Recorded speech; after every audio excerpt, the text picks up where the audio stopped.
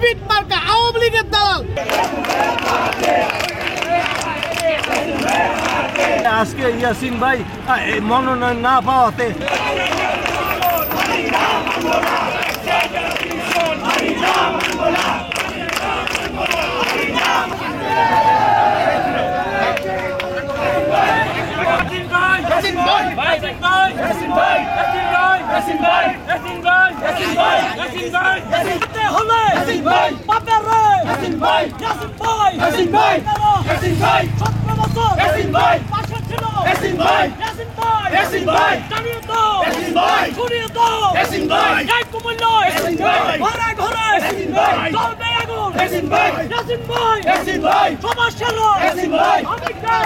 আমাদের এই খুবপুলে এই 17 বছরে আমাদের হাজী ইয়াসিন সাহেব, আমাদের নেতা কর্মী, এই ছয়ের মাটিতে যারা আছে, ছয় এলাকায় তারা জেল জুলুম নির্যাতন এবং সহ্য করে আজকে ইয়াসিন ভাই মনোনয়ন না পাওয়াতে আমরা কুমিল্লাবাসী ছয়ের জনগণ প্রতিজ্ঞাবদ্ধ হয়েছি, আমরা এই রাজপথ ছাড়বো না।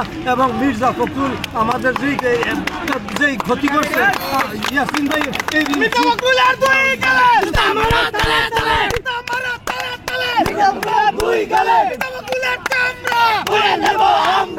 মাত্র 30% টাকায় জমির মালিক হয়ে নতুন বাংলাদেশের গড়ে তোলার স্বপ্ন দেখা বাংলা বসতি। ইয়াসিন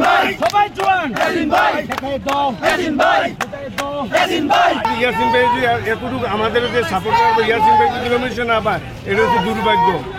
বিগত 17 বছর আওয়ামী ফ্যাসিস্টের সময় কুমিল্লার মাটি ও গণমানুষের নেতা, আস্থার প্রতীক ছিল হাজী আমিনুর রশিদ ইয়াসিন।